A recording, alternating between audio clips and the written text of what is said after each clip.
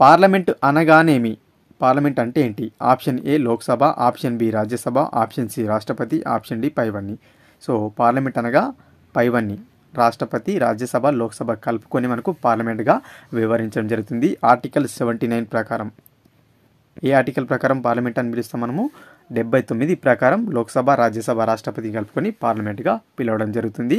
ఎందుకంటే ప్రతి శాసన ప్రక్రియలో రాష్ట్రపతి పాల్గొనడం ద్వారా మనకు పార్లమెంట్లో రాష్ట్రపతి ఇంక్లూడ్ అయి ఉంటాడనమాట. చాలా చాలా important. Option D right answer. ఓకేనా. నెక్స్ట్ వన్, ద్విసభ విధానం భారత్లో ఎప్పుడు ప్రవేశపెట్టారు? ఏదైతే ద్విసభ విధానం ఉందో ఇది భారతదేశంలో ఏ సంవత్సరంలో ప్రవేశపెట్టారంటున్నారు? Option A 1935, option B 1919, option C 1909, option D 1946. భారతదేశంలో ద్విసభ విధానం 1919లో ప్రవేశపెట్టడం జరిగింది. Option B right answer. 1919 Montagu Chelmsford సంస్కరణల ద్వారా ఈ ద్విసభ విధానాన్ని అయితే ప్రవేశపెట్టారు. ఇందులో మనకు చూసుకున్నట్టయితే ఎగువ సభను రాష్ట్రాల మండలిగా, కౌన్సిల్ ఆఫ్ స్టేట్స్గా వ్యవహరిస్తే దిగువ సభను కేంద్ర శాసనసభ, సెంట్రల్ లెజిస్లేటివ్ అసెంబ్లీగా వ్యవహరిస్తారన్నమాట. ఎగువ సభలో చూసుకున్నట్టయితే మనకు మొత్తంగా 60 మంది ఉంటారు. దిగువ సభలో 140 మంది ఉంటారు. ఓకేనా. ఈ 1919 మాంటెగ్ చెమ్స్ఫర్డ్ సంస్కరణ ద్వారానే మనకు రాష్ట్ర స్థాయిలో ద్వంద్వ పాలన ప్రవేశపెట్టారు. ఇది కూడా ఇంపార్టెంట్ బిట్. ఓకేనా. నెక్స్ట్ వన్, లోక్సభ నిర్మాణం గురించి సరైనది. సో క్రింది ఇచ్చిన వాటిలో లోక్సభ నిర్మాణం గురించి సరైన అంశాలు ఏవి అంటున్నాడో? ఆప్షన్ ఏ లోక్సభలో గరిష్ట సభ్యుల సంఖ్య 552 కరెక్టే. ఆప్షన్ బి లోక్సభలో ప్రస్తుత సభ్యుల సంఖ్య 545 కరెక్టే. ఆప్షన్ సి ఇద్దరు ఆంగ్లో ఇండియన్లను రాష్ట్రపతి నామినేట్ చేస్తాడు కరెక్టే. D option D right answer. Lok Sabha నిర్మాణం గురించి సరైనది ఏంటంటే పైవన్నీ. సో ఆర్టికల్ 81 చెప్తుంది లోక్సభ నిర్మాణం గురించి. ఎన్నో ఆర్టికల్ తెలియజేస్తుంది లోక్సభ నిర్మాణం గురించి? 81 ఆర్టికల్ తెలియజేస్తుంది. ఓకేనా. నెక్స్ట్ వన్, ఏ సభను వ్యవహరిస్తారు? సో మనకు హౌస్ ఆఫ్ పీపుల్ అని ఏ సభను పిలుస్తారు అంటున్నారు? Option A Rajya Sabha, option B Lok Sabha, option C parliament, option D పైవన్నీ. పైవి కావు. సో మనకు హౌస్ ఆఫ్ పీపుల్ అని లోక్సభను వ్యవహరిస్తారు. ఓకేనా. 1954 నుంచి అయితే ఈ విధంగా పిలుస్తున్నారు. హౌస్ ఆఫ్ పీపుల్ అని కూడా పిలవడం జరుగుతుంది లోక్సభను. Option B right answer. Most important bit. Next one, మొదటి పార్లమెంట్ సమావేశం ఎప్పుడు జరిగింది? సో మనకు పార్లమెంట్ యొక్క మొదటి సమావేశం ఎప్పుడు జరిగింది? మనం ఇంతకుముందే చెప్పుకున్నాం కదా ప్రీవియస్ బిట్. 1952లో పార్లమెంట్ని అయితే ఏర్పాటు చేయడం జరిగింది లోక్సభను. సో ఎప్పుడు మొదటి పార్లమెంట్ సమావేశం జరిగింది అంటున్నారు? Option A 13th May 1952, option B 14th April 1952, option C 1935, option D 1950 January 24.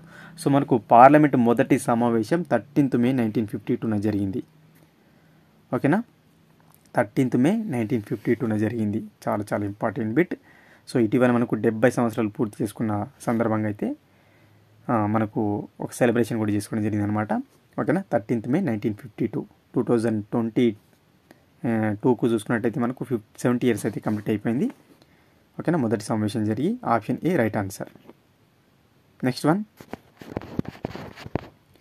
లోక్సభకు రాష్ట్రాల నుండి ఎన్నికయ్యే సభ్యుల సంఖ్య.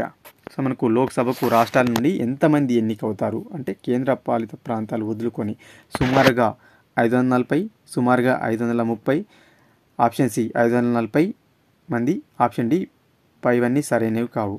సో మనకు లోక్సభకు రాష్ట్రాల నుండి సుమారుగా 540 మంది అయితే ఎన్నికవుతారు. 530 మంది ఎన్నికవుతారు. Option B right answer. 530 members దాదాపుగా అప్రాక్సిమేట్లీగా 13 మెంబర్స్ కేంద్ర పాలిత ప్రాంతాల నుంచి, ఇంకొక ఇద్దరు నామినేట్ సభ్యులు అయితే ఉంటారు. 545. ఓకేనా. సుమారుగా 530 గుర్తుపెట్టుకోండి లోక్సభకు రాష్ట్రాల నుండి ఎన్నికయ్యే సభ్యుల సంఖ్య. Option B right answer. Next one, మొట్టమొదటి లోక్సభలో ఎంతమంది సభ్యులు ఉండేవారు? సో మనకు మొట్టమొదటి లోక్సభ ఏదైతుందో ఈ లోక్సభలో ఎంతమంది సభ్యులు ఉండేవారు అంటున్నారు? So option A 545, option B 535, option C 525, option D 550. మొట్టమొదటి లోక్సభలో మొత్తంగా 525 మెంబర్స్ అయితే ఉండేవారు. ఎంతమంది 525 మెంబర్స్. మొదటి లోక్సభలో 525 మెంబర్స్ అవుతున్నారు. Option C right answer. ఓకేనా. నెక్స్ట్ వన్, ఏ రాజ్యాంగ సవరణ చట్టం ద్వారా లోక్సభ సభ్యుల సంఖ్యను 545కు పెంచడం జరిగింది? సో మనం ఇంతకుముందు చెప్పుకున్నాం కదా 525 మెంబర్స్ ఉన్నారు మొదటి లోక్సభలో అని. ఆ తర్వాత 545కి అయితే పెంచారు. సో ఎన్నో రాజ్యాంగ సవరణ ద్వారా పెంచారంటున్నారు? Option A 42, option 3 44, option B, option C 31, option D 26. So మనకు 31వ రాజ్యాంగ సవరణ చట్టం ద్వారా అయితే లోక్సభ స్థానాల సంఖ్యను 20కి ఇంకొక 20కి పెంచారు. 525 నుంచి 545కి పెంచారు. 525 నుంచి 545కు 31వ రాజ్యాంగ సవరణ ద్వారా అయితే పెంచడం జరిగింది. ఓకేనా. సో ఏ ఇయర్లో జరిగింది ఈ 31వ రాజ్యాంగ సవరణ అంటే 1973. అప్పుడు ఎవరున్నారు ప్రధానమంత్రిగా అంటే ఇందిరాగాంధీ గారు ఉన్నారు. ఓకేనా. ఇందిరాగాంధీ హయాంలో 31 అమెండ్మెంట్ ద్వారా లోక్సభ స్థానాల సంఖ్యను 545కి పెంచారు. చాలా చాలా important bit. Option C right answer. ఓకేనా. నెక్స్ట్ వన్, ప్రస్తుతం ఉన్న లోక్సభ స్థానాల సంఖ్యను 2026 వరకు ఏ రాజ్యాంగ సవరణ చట్టం ద్వారా స్థిరీకరించారు? సో మనకు చూసుకున్నట్టయితే ప్రస్తుతం అయితే లోక్సభ స్థానాలు ఉన్నాయి. సో ఈ లోక్సభ స్థానాలు అనేవి 2026 వరకు అయితే అంటే 2026 వరకు అయితే ఏ రాజ్యాంగ సవరణ చట్టం ద్వారా స్థిరీకరించారంటే పెంచకూడదు. 2026 వరకు అయితే లోక్సభ స్థానాల సంఖ్య అయితే పెరగదు. ఏ రాజ్యాంగ సవరణ చట్టం ద్వారా దీనిని స్థిరీకరించారంటున్నారు? ఆప్షన్ ఏ 84వ రాజ్యాంగ సవరణ, ఆప్షన్ బి 81వ, ఆప్షన్ సి 95వ, ఆప్షన్ డి 44వ. సో ప్రస్తుతం 2026 వరకు అయితే లోక్సభ స్థానాలు పెంచడానికి వీల్లేదు. ఏ చట్టం ద్వారా అంటే 84 అమెండ్మెంట్ ద్వారా, 84వ రాజ్యాంగ సవరణ చట్టం ద్వారా అయితే మనకు లోక్సభ స్థానాలను పెంచకుండా స్థిరీకరించారు. ఓకేనా. 2026 వరకు అయితే పెంచరు. ఈ క్రింది వాటిలో గాంధేయ సూత్రం కానిది ఏది? సో మనకు ఈ క్రింద ఇచ్చిన ఆప్షన్స్లలో ఏది గాంధేయవాద సూత్రం కాదని అడుగుతున్నాడు. మనం ఇంతకుముందే చెప్పుకున్నాం కదా, ఈ ఆదేశిక నియమాలను 4 రకాలుగా అయితే వర్గీకరించాం. సామ్యవాదాన్ని, గాంధేయవాదాన్ని, అదేవిధంగా ఉదారవాదాన్ని, అంతర్జాతీయ పాశ్చాత్య నియమాలని పేర్కొన్నాం కదా. అయితే కింది వాటిలో గాంధేయవాద సూత్రం కానిది ఏదని అడుగుతున్నాడు. ఆప్షన్ ఏ గోవధ నిషేధం, కరెక్టే. ఆప్షన్ బి కుటీర పరిశ్రమల ప్రోత్సాహం, కరెక్టే. ఆప్షన్ సి గ్రామ పంచాయతీల ఏర్పాటు, కరెక్టే. ఆప్షన్ డి దేశం మొత్తానికి సివిల్ కోడ్. ఇది కాదనమాట. ఆప్షన్ డి అనేది కాదు. ఇది గాంధేయవాద సూత్రం కాదు. ఇది ఉదారవాద నియమం కిందికి వస్తుంది. ఏది యూనిఫామ్ సివిల్ కోడ్ అనేది ఉదారవాద నియమం కిందికి వస్తుంది. Option D. ప్రస్తుతం మనం వింటున్నాం కదా యూనిఫామ్ సివిల్ కోడ్ అనేది. సో 44వ ఆర్టికల్ అయితే ఈ యూనిఫామ్ సివిల్ కోడ్ని అయితే తెలియజేస్తుంది. చాలా చాలా ఇంపార్టెంట్.